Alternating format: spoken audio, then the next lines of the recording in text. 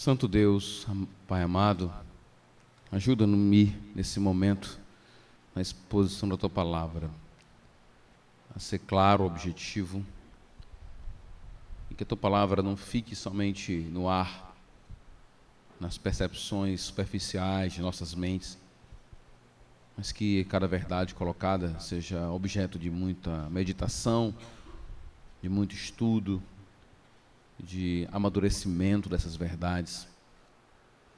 Que as verdades aqui colocadas sejam recebidas como grandes pérolas, valiosas, como um alimento mais poderoso. Mas também que venhamos a entender que essa pérola, esse alimento, merece ser degustado, merece ser apreciado. Existe tempo para maturar o nosso entendimento, a nossa apreensão e a apropriação das verdades que o Senhor nos dá. Nos dá, então, essa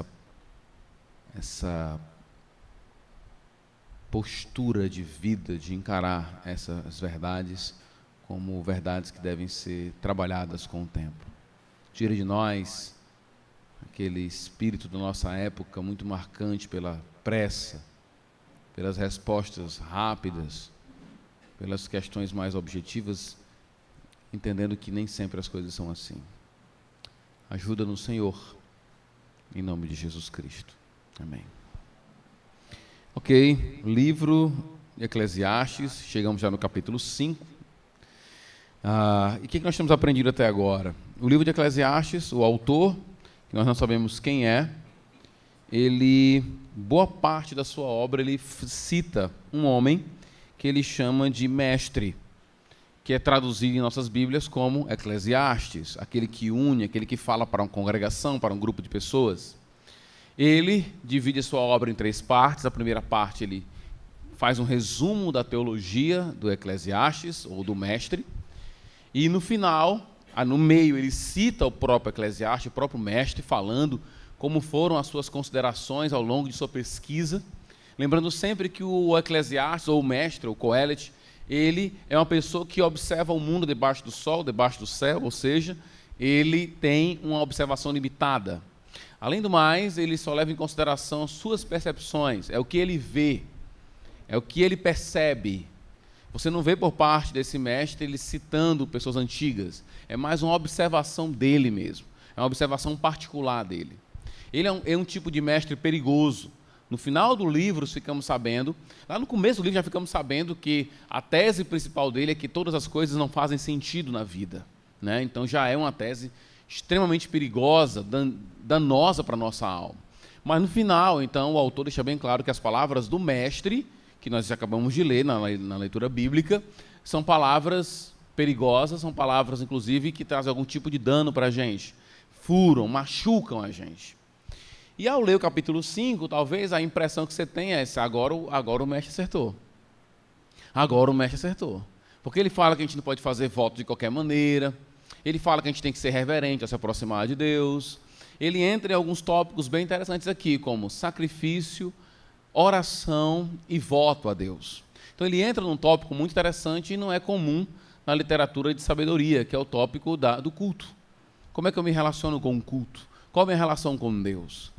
O que a gente tem aprendido ao longo da nossa leitura, pelo menos eu espero que você tenha aprendido, né, ao longo da nossa leitura, é que a visão que o mestre, que é citado pelo autor de Eclesiastes, tem de Deus, é uma visão de um Deus mais distante, e que geralmente ele é visto como fazendo algum tipo de mal, lançando algum tipo de fardo sobre as pessoas. Ele vai dizer, fardo pesado Deus colocou sobre as pessoas, tudo mais. Então você percebe por parte do autor que ele vê inclusive até ações boas de Deus na vida das pessoas, porém ele acha que ele não é objeto da ação bondosa de Deus muitas vezes.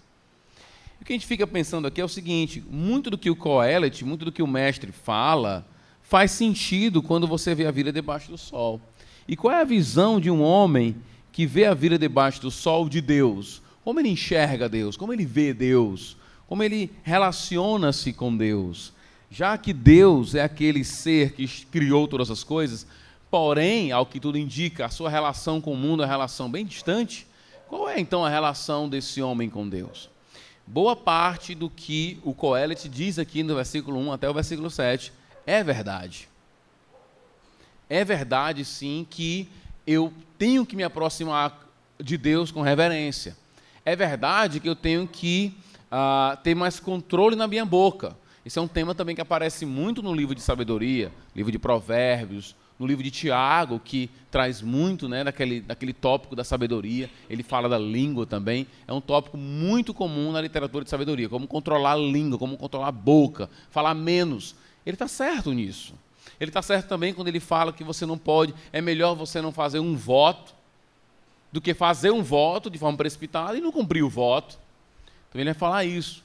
O problema aqui da abordagem desse mestre é como ele enxerga Deus e como isso é basicamente a visão dele religiosa. Como eu tenho que me relacionar com Deus? A resposta do mestre seria cautela e temor. É isso. Cautela e temor. E nós concordaríamos com ele, só que nós sabemos também que falar uma parte da verdade não quer dizer ser honesto com toda a realidade.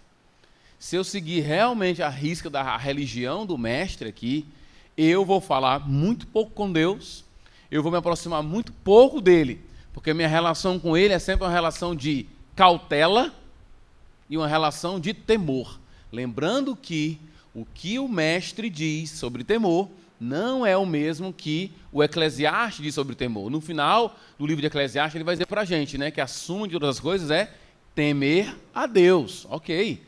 Só que, observe, quando o assunto temor aparece na boca do mestre, não aparece no sentido de vamos adorar, vamos nos aproximar de Deus, amá-lo, louvá-lo. Não é nesse contexto que aparece. Quando aparece temor a Deus, na boca do mestre, geralmente é a ideia de um Deus grandioso que está longe da gente, que a gente tem que ter um temor. E esse temor é despido de qualquer relação amorosa, é mais uma ideia de estar em resignação com Deus do que com a proximidade de Deus. Então, o conceito de temor do mestre, que aqui a gente acabou de ler a palavra dele, é um conceito mais de um Deus distante.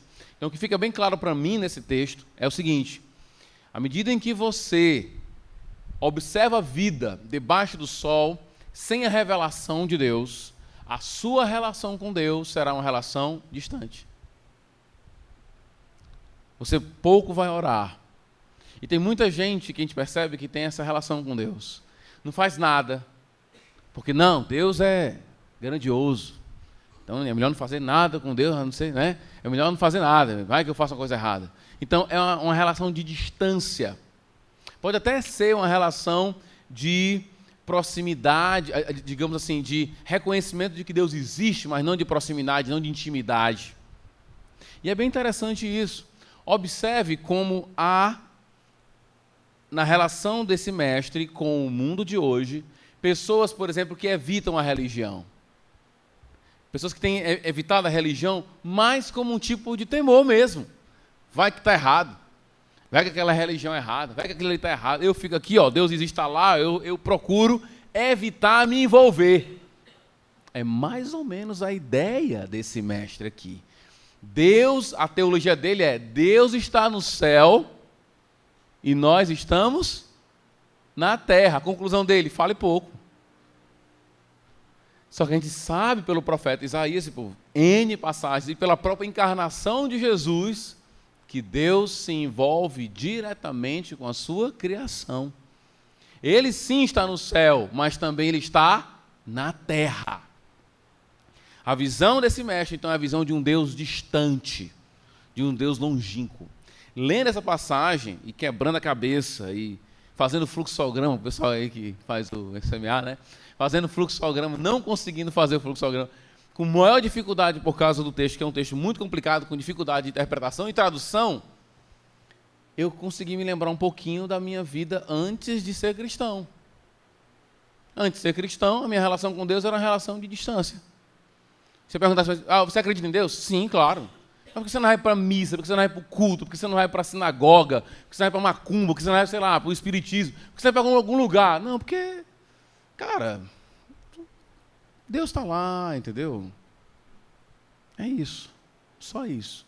Distanciamento. Deus lá, no céu, nós aqui na terra. Portanto, vamos falar pouco, vamos se envolver pouco, vamos falar demais de Deus. Esse é o ponto do autor e nós queremos contrapor isso, porque a Bíblia não fala isso. Fala isso, mas isso é uma parte da verdade. É muito complicado quando você toma uma parte da verdade como ela toda. Aí você tem uma distorção muito grande. Vamos voltar para o texto, vamos ler o texto, para a gente então, a partir daquilo que eu acabei de falar, você poder então reler o texto. Quando você for ao santuário de Deus, na minha versão tem assim, seja reverente. Algumas dizem, guarda o teu pé quando entrares na casa do Senhor. Né? Tem a ideia de cautela. Tenha muito cuidado. Verdade, é isso mesmo. Tem que ter cautela, cuidado, na casa do Senhor. Quem se aproxima para ouvir é melhor do que os tolos que oferecem sacrifício sem saber que estão agindo mal. E aqui o tema do tolo aparece. E nesse texto, o tolo é aquele que fala mais, aquele que fala muito. E é verdade. Provérbios também confirma isso para a gente, né? Que realmente o tolo é aquele que fala muito. Porém, a grande questão não é essa. A grande questão é por que esse mestre acredita que devemos falar pouco? Por que devemos ser muito reverentes a Deus? Não é só reverente a Deus. Ora, se você assiste, por exemplo, uma missa ou uma manifestação religiosa de culto, de encontro de qualquer religião, tem elemento de reverência, não tem não? Você entra no ambiente, dependendo do ambiente, né? Eu me lembro quando eu fui lá para São Paulo pela primeira vez, uma das atrações do nosso país são as igrejas católicas, né? Quem gosta de arquitetura, quem gosta de... vai. E aí eu fui para a igreja, fui para 25 de março, né? Fazer aquela comprinha básica, né? Aquelas comprinhas de R$3, R$2, inclusive a minha aliança foi R$5 na 25 de março. Até hoje estou com ela. Né? Aí, descendo para 25, você passa pelo mosteiro de São Bento. Então você entra no mosteiro, tem o mosteiro e tem a igreja do mosteiro. Então eu entrei lá na igreja, né? Católica, né? Entende? Quando você entra, fica aquele ar de reverência, né? Aquele ar, o ambiente já é, né? Aquela coisa gigante. A ideia de toda catedral, na verdade, é essa, né? Que quando você entra, você diz: o que eu sou? Eu não sou nada. Olha o tamanho dessa janela, olha o tamanho desse negócio. Isso é pequeno. A reverência pode existir, mas ela pode ser distorcida também. Tá? Então não é que é o ponto que ele está errado em ser reverente. Não é essa a questão.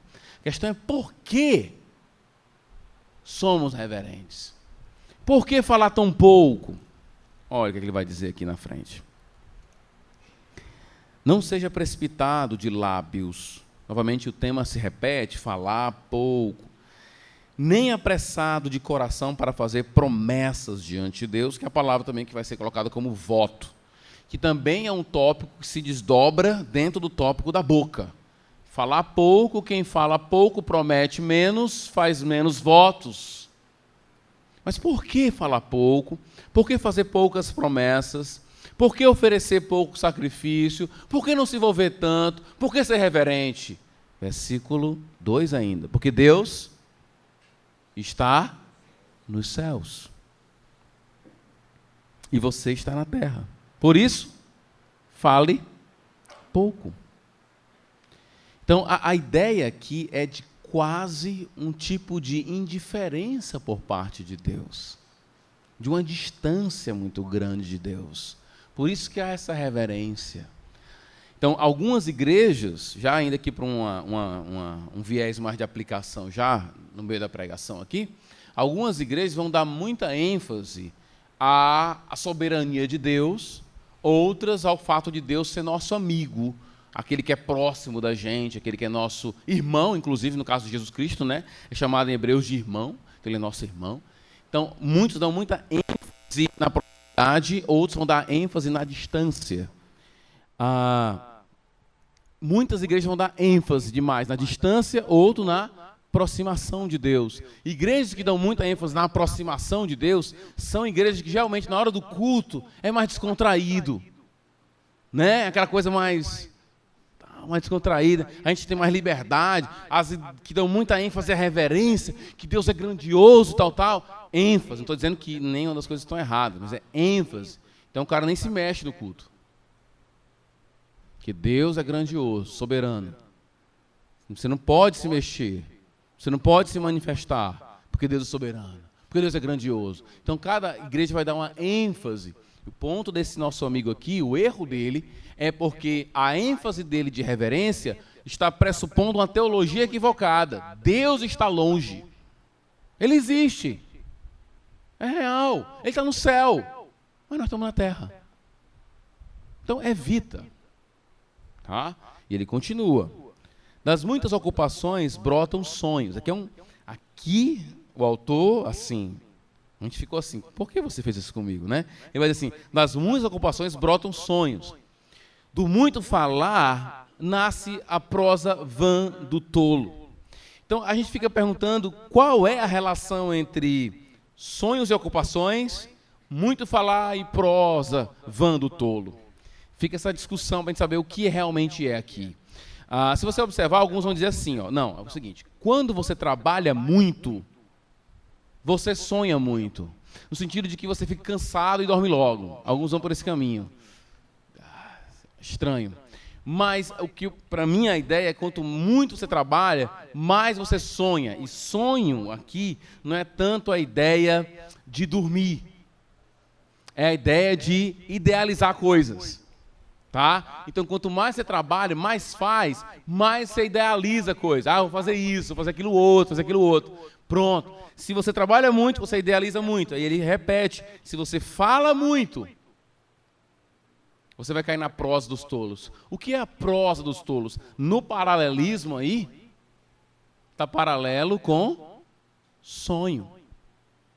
Que é aquilo que não é real, que é aquilo que é idealizado.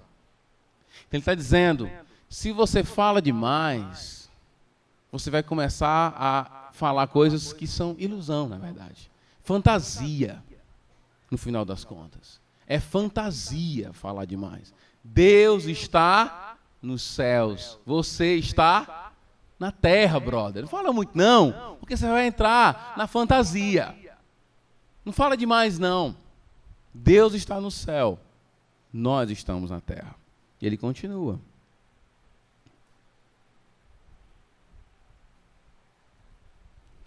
Ainda pensando na ideia da boca, né? Quando você fizer um voto, cumpra sem demora, pois os tolos desagradam a Deus. Cumpra o seu voto. E aqui o que o autor, o mestre, fala de voto, realmente bate muito com o livro de Provérbios e bate com o livro de Deuteronômio e o livro de Números, que são livros que falam sobre voto. Então, naquilo que ele fala sobre voto, está certo. Faz o voto, cumpre. Mas a grande questão não é fazer ou não fazer voto somente. É que para o autor, segundo a teologia dele, debaixo do sol, o ideal é você não fazer voto nenhum. Até porque voto não é um mandamento. Não existe uma ordem, faça esse voto. Não existe essa ordem, realmente não existe. Então, já que não existe mandamento, meu filho, não invente. Não inventa não. Tá? Não precisa fazer voto não.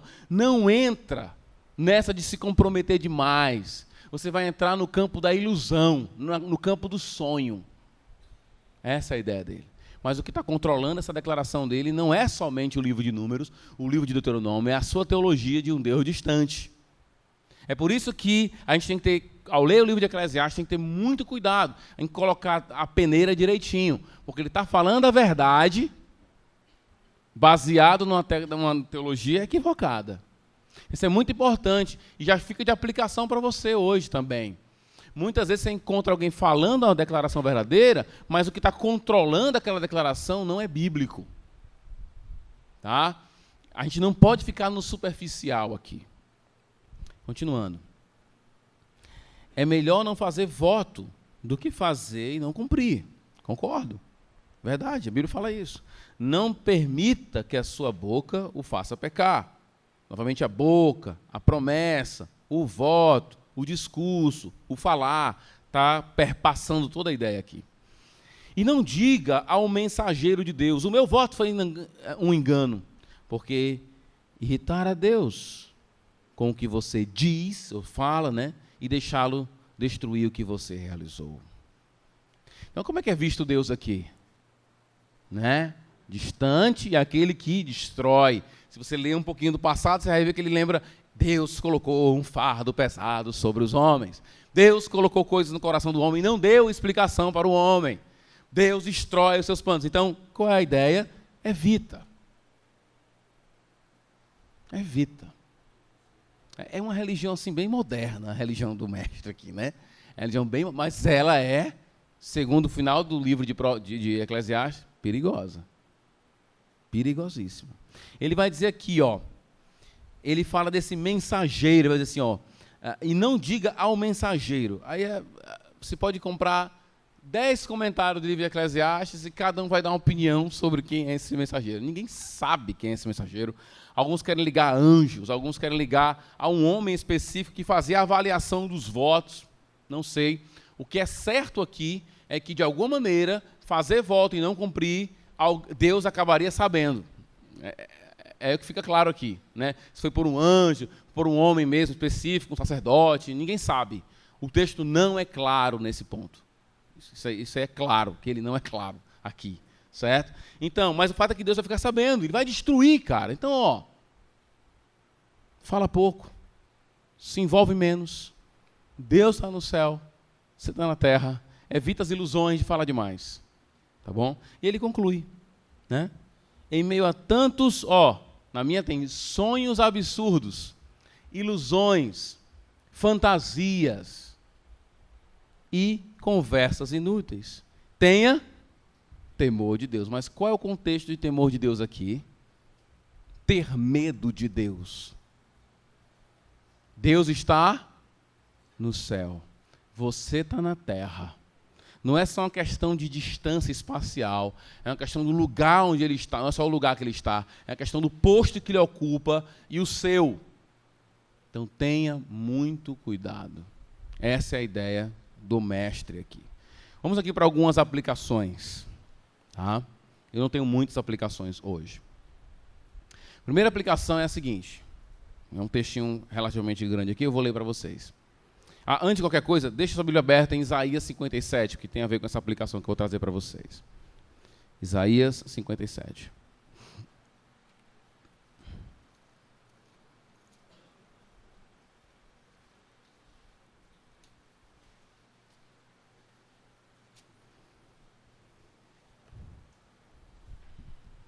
Deixa aberto lá. Então, a relação proposta pelo mestre não foi somente preocupação. Não é só que o mestre quer cautela na nossa relação com Deus. O que o mestre quer é menos familiaridade e mais temor. É isso que o mestre está propondo para a gente. Na nossa relação com Deus, ó, menos proximidade, mais temor. A ideia é que o nosso relacionamento com a deidade deve ser sempre de cautela e de temor. Deus não é um ser que você deve incomodar, falar demais com ele, amolar Deus. Isso não representa, entretanto, a nossa relação com Deus, muito menos a relação de Deus conosco, ok? Vamos lá.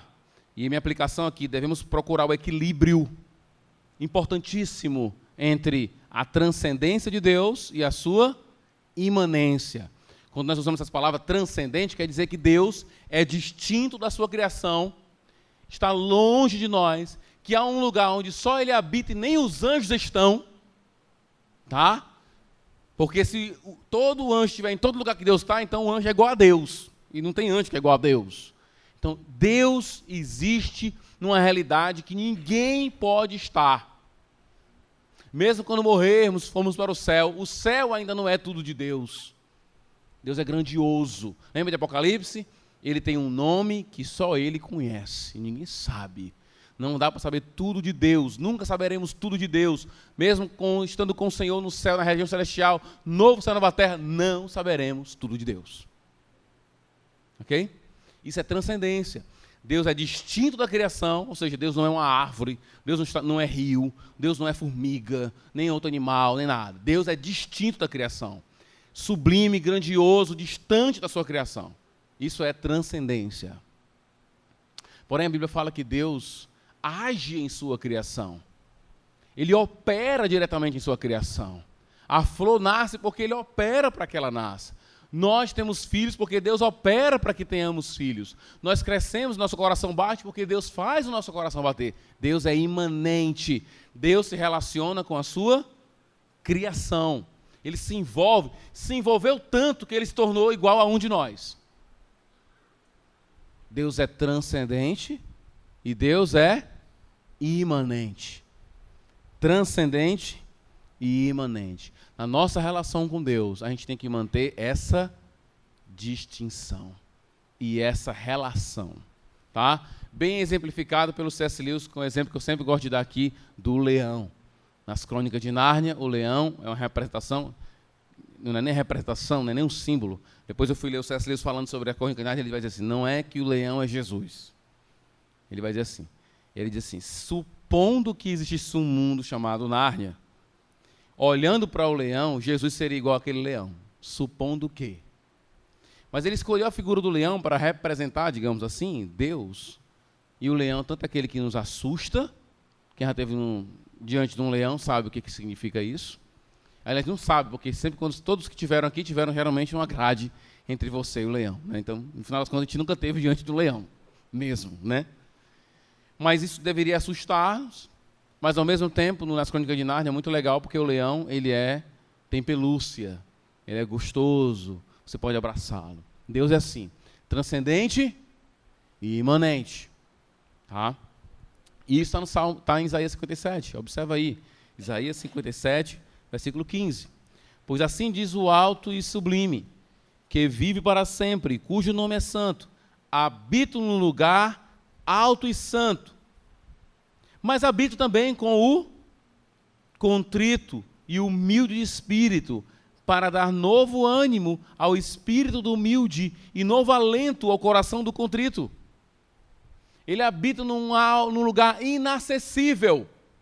Não dá para você chegar lá. Mas também ele habita no coração, ele age em nós, em sua criação, nas plantas, inclusive. Somos geração dele. Somos obras da mão dele, ele está completamente envolvido em sua criação. Então, um dos erros, eu creio, no nosso mestre lá, que está sendo combatido pelo autor de Eclesiastes, é ter uma religião em que Deus só é distante. Eu falo pouco, me relaciono pouco, e tenho uma relação mais de temor do que de proximidade. Então, minha primeira aplicação para vocês hoje é: vamos buscar um equilíbrio entre a transcendência de Deus e a imanência de Deus. No culto, por exemplo, manter a reverência. Deus é santo, grandioso. Então, lembre-se, você está diante do seu Criador. Comporte-se. Contudo, Ele é o nosso Pai. É aquele que cuida da gente. Então, nós podemos nos aproximar dEle, termos uma certa liberdade de poder chorar, se movimentar, se alegrar na hora do culto. A gente tem que manter esse equilíbrio. A gente não quer ficar engessado demais a ser um culto que só a ideia de um Deus longínquo, total longe da gente, está aqui, morrendo de medo. Mas um Deus que a gente pode se alegrar também com Ele, se aproximar dEle. A gente quer um equilíbrio. É isso que a gente luta. Tá? Na adoração cristã é sempre uma luta entre a mente e o coração, entre a distância e a proximidade de Deus, entre entender a letra bem, entre sentir a letra bem. A gente quer manter sempre o equilíbrio entre essas coisas, tá? Entre manifestar-se emocionalmente e também respeitar o irmão do lado. Então, tudo isso, esse equilíbrio que a gente quer. Deus é transcendente, Deus é imanente. Ele habita no céu e habita na terra. Ok? Presente em tudo. Essa semana, a gente compartilhou o Salmo 128, um salmo que eu amo demais, demais mesmo. Um salmo que, quem não esteve aqui na quarta-feira, só para você que não esteve na quarta-feira, um salmo que nos ensinou a ver Deus nas coisas ordinárias, nas coisas comuns. O homem que é feliz no salmo lá é um homem que trabalha, já para muitos já não é motivo de felicidade, né? Mas ele trabalha, Ele tem uma mulher dele e ele tem filhos. E é isso. Pronto. Isso é o motivo da alegria dele. E no Salmo fica bem claro que se você tem força para trabalhar, se você tem condições de ter o seu marido, a sua esposa e seus filhos, certamente é a mão abençoadora presente aqui na terra de Deus. O homem que ama ao Senhor vê a mão de Deus em ter filhos, vê a mão de Deus em poder trabalhar. Deus habita no céu, mas Ele habita na terra conosco, nos dando força para sermos pais, para trabalharmos. E lá o texto vai dizer, feliz é o homem que é abençoado por Deus assim. Isso é um homem feliz. Infelizmente, alguns homens e algumas mulheres procuram a felicidade em coisas não ordinárias. Felicidade é viajar.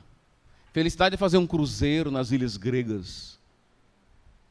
Né? Felicidade é ter um carro de último tipo, do último ano. Felicidade é ter a melhor roupa. Felicidade, aí vai. Felicidade na Bíblia é enxergar Deus agindo na nossa vida nas coisas comuns. Tem um livro que foi lançado agora, não li o livro ainda, mas eu achei o título fantástico. Inclusive, acabei de esquecer o título do livro, né? Mas é interessante. Eu não vou dizer ao certo o título, mas a ideia é assim, um cristão comum, mais ou menos assim, do Michael Horton. Quem já viu aí pode dizer, pastor, não é assim e tal. Mas a ideia é assim, uma vida cristã comum. Porque tem crente que quer todo dia milagre. Tipo, aquele cara lá do Diante do Trono, como é o nome dele? André Valadão. Hoje o meu milagre vai chegar. O milagre dele é diário. Na Bíblia não é assim, mas na vida dele é diário. Vida cristã comum é enxergar Deus em tudo. Deus habita no céu e Deus habita na terra também. Segunda aplicação. Se não tivermos amadurecido a imanência de Deus, a proximidade de Deus, oraremos menos, falaremos menos. Isso é ruim.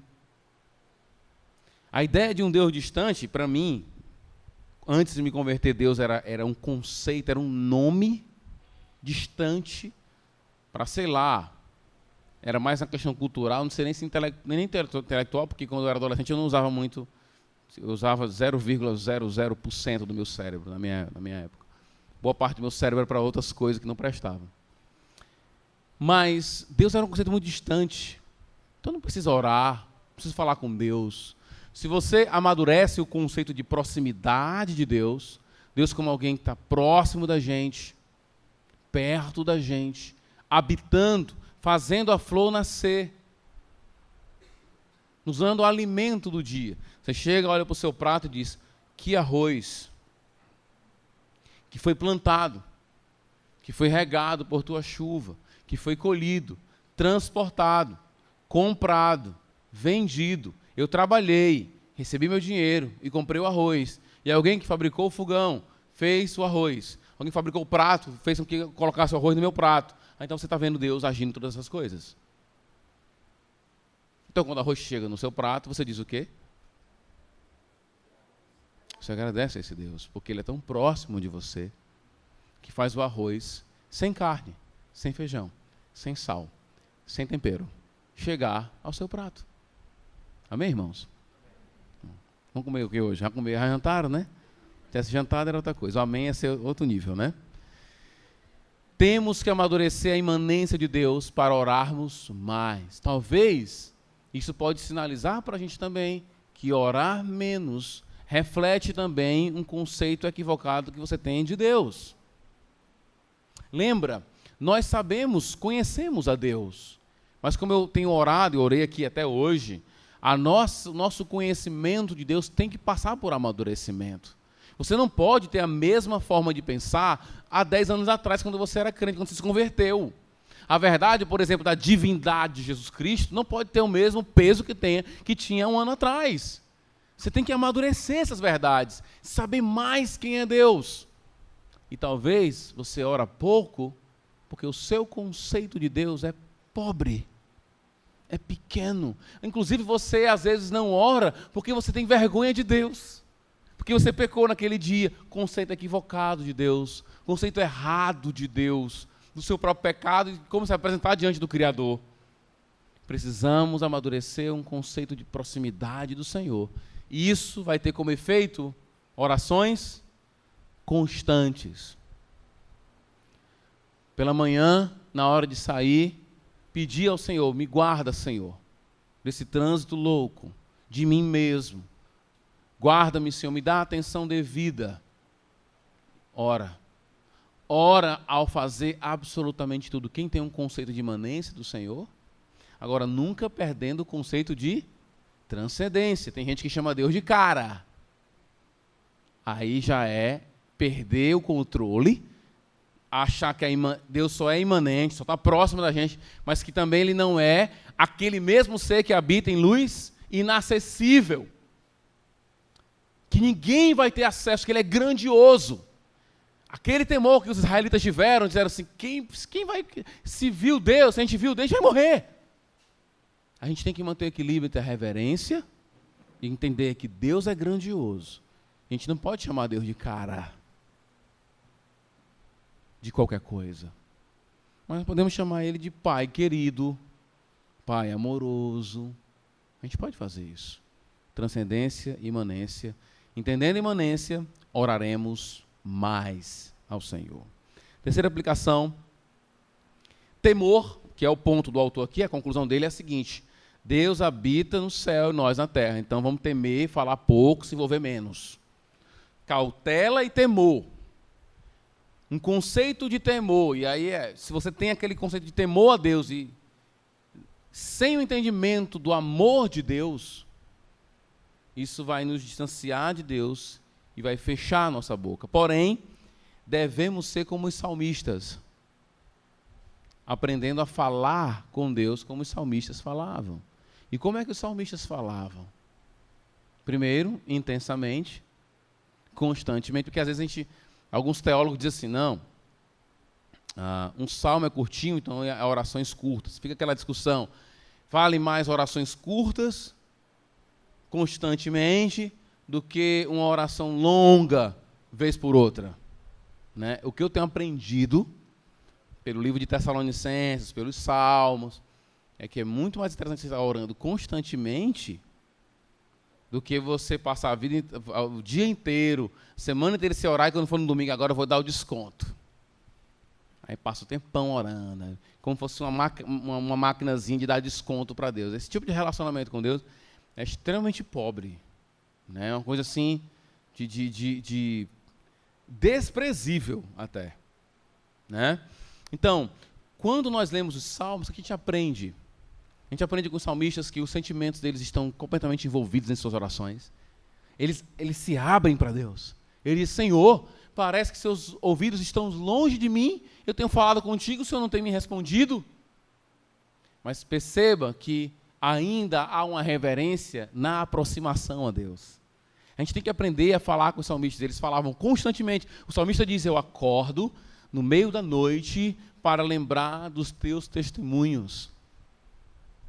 Nós aprendemos com os homens de Deus a orar constantemente, a orar sem cessar, a não parar de clamar, a orar constantemente, a falar com Deus diretamente. Então, o conselho do mestre seria, fale pouco, envolva-se pouco, cautela e temor. Nós diríamos, devemos falar com o Senhor com temor, mas temer a Deus não é o mesmo que ficar calado. É falar constantemente com o Senhor. Falar diretamente com o Senhor. Na certeza de que estamos sendo ouvidos mesmo. O que a gente aprende com os Salmos? Eu aprendo muito com os Salmos. Eu aprendo a regular os meus sentimentos. Em alguns casos eu aprendo a ratificar meus sentimentos. Quer dizer, eu posso chorar diante de Deus? Eu, quando leio o Salmo, sim, claro, olha aí, tem um cara aqui chorando aqui diante do Senhor, com lágrimas nos olhos por causa do Senhor. Tem gente que grita diante do Senhor. Tem algumas igrejas que o pessoal grita, né? Então, aqui você não vê muito isso aqui na igreja. Quase nada aqui de grito. Ótimo. Mas isso não quer dizer que você não pode gritar para o Senhor. E quando alguém grita para o Senhor, não é... Alguém diz, porque Deus é moco, né? Deus vai escutar, tal. Não é essa a questão. Eu não sei por que algumas pessoas gritam no culto. Eu acho que no culto é outra coisa. A pessoa faz uma distinção entre culto, igreja e culto particular, eu e Deus. Você pode gritar no seu culto particular, tá? Porque a ideia de gritar ao Senhor não é para Ele ouvir. É uma questão de clamar, eu grito a Ti, eu clamo ao Senhor. E muitas vezes a nossa vontade é essa. Então eu olho o salmo e vejo, tem gente que grita, tem gente que fica orando sentado, orando em pé, olho fechado, olho aberto, de joelho. Tudo você encontra no livro dos salmos, no livro das orações. Mas esse povo fala, eles não param de falar. Os salmos são orações muitas vezes, nem todos, mas a maioria são orações. Grande parte deles, na verdade, são orações. O justo, então, fala com Deus constantemente. Aprendemos com Jesus Cristo, que é o nosso padrão, o nosso modelo para a gente, de muitas coisas, não de tudo, mas de alguma parte ele é modelo para a gente, que ele parava atividades para poder orar, falar com o Senhor constantemente. Então, o que eu diria para você, meu querido, aprenda com o salmista a falar com Deus constantemente. Aprendendo que Deus é transcendente, Deus é imanente.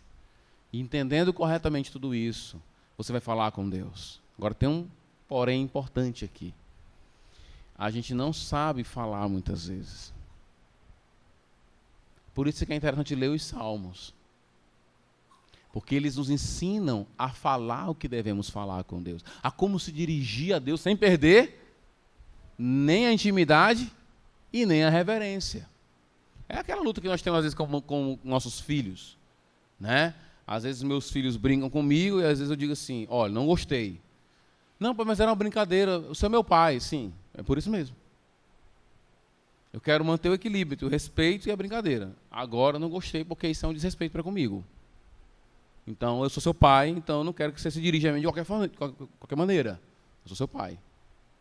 Eu estou ensinando ele a tanto me respeitar, mas também estou ensinando ele a orar. Não é não? Estou dizendo, é assim que se fala com Deus Pai. Ele é pai, mas ele é Deus também. Eu sou seu pai, sou sua autoridade sobre você também. Sou autoridade imediata sobre você. Então, se dirija com respeito, mas tenha certeza de que vai rolar abraço, vai rolar beijo, vai rolar cheiro, vai rolar brincadeira, com reverência. Onde é que a gente aprende a fazer tudo isso? No livro dos Salmos. Sentimentos, encontramos homens se derramando diante do Senhor, falando com o Senhor. Queridos, Deus está presente nos céus e na terra. Ele, como diz Isaías 57, habita num alto lugar e santo, mas também habita com o contrito e humilde de espírito para dar novo ânimo ao espírito do humilde. Eu quero terminar com esse versículo, Isaías 57:15. Você pode pensar assim, poxa, mas Deus é tão grande, Deus é grandioso, não dá para mim não, Deus deixa Deus lá. O que a Bíblia ensina para a gente é que quando nós temos humildade, e humildade na Bíblia não é ser pobre, humildade na Bíblia é reconhecer as suas incapacidades, as suas limitações. Quando você reconhece tudo isso, a Bíblia diz que Deus habita em pessoas assim. O Salmo 51 diz que ele não rejeita um coração contrito, humilde, que reconhece seus pecados. Deus opera no coração de todos aqueles que se humilham diante dele. Você pode ser objeto da ação amorosa de Deus em sua vida. Tem essa postura de humildade, de reconhecimento de quem Deus é. E você vai ver como Deus opera na nossa vida e como Deus tem operado em sua vida, se você tem tido essa sensibilidade. Eu oro para que cada um de nós possa perceber a mão bondosa, abençoadora, cuidadora, reprovadora de Deus na nossa vida, em cada circunstância, em cada momento. E isso para nós não deve ser sufocante. Deus está em todo lugar, caramba, bicho, que loucura esse negócio. Deus está pensando, está dentro da minha cabeça, Ele está sabendo o que está acontecendo. Isso não deveria ser somente ter como resultado o temor, mas também o amor e a proximidade dele. Equilíbrio, irmãos. Deus é transcendente, Deus é imanente. Fale com Ele, porque Ele está próximo, mas mantenha o respeito, porque Ele também está distante. Vamos manter sempre o equilíbrio. Vamos orar ao nosso Deus. Senhor, obrigado por Tua palavra. Obrigado porque sabemos que estamos sendo ouvidos agora pelo Criador do Universo, o Deus soberano, que criou todas as coisas e comanda todas as coisas, que tem o poder sobre tudo. Falo contigo, e essa igreja se direciona a Ti agora, ó Pai, na certeza de que estamos sendo ouvidos por causa de Cristo. Ele é o nosso mediador, aquele que intercede por nós. Além disso, Teu Espírito intercede por nós, mesmo que nós não consigamos escutar. Ele ainda e constantemente continua ininterruptamente intercedendo por nós. Senhor, obrigado. Acende a chama no nosso coração na Tua presença, para que venhamos nos derramar constantemente em oração. Tenha a certeza da Tua presença real, cuidadora, pessoal. Quando oramos como igreja, parece que só tem a nossa igreja diante do Senhor. Quando oramos como indivíduos, é como se só tivesse nós como indivíduos e o Senhor. O Senhor está presente. Que essa verdade venha a invadir nossos corações e ter como resultado uma vida constante de oração e de temor ao Senhor. Obrigado, Pai. Oramos em nome de Jesus. Amém.